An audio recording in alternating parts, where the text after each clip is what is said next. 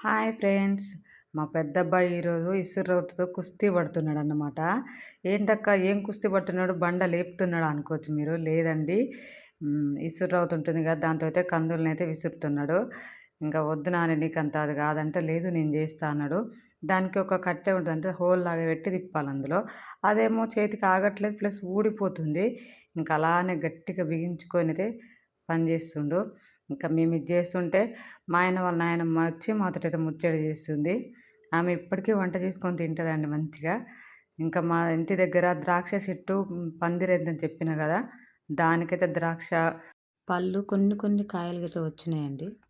ఇంకా మా ఆయన అయితేనేమో చిక్కుడుకాయలు తెంపుతున్నాడండి. ఇంక మేము హైదరాబాద్ వెళ్ళడానికైతే బ్యాగ్ ప్యాక్ చేసుకుంటున్నాం. అందుకే చిక్కుడుకాయలుంటే చిక్కుడుకాయలైతే తెంపుతున్నాం. ఇంకా ఆ టైంలోనే మా ఆయన వాళ్ళ ఫ్రెండ్ వచ్చినారు. ఇక ఆయనతో అయితే ముచ్చట పెట్టుకుంటూ చిక్కుడుకాయలైతే తెంపి నాకైతే ఇచ్చినాడు. ఇదిగో కవర్‌లో ఏసుకో ఇవి అన్నాడు.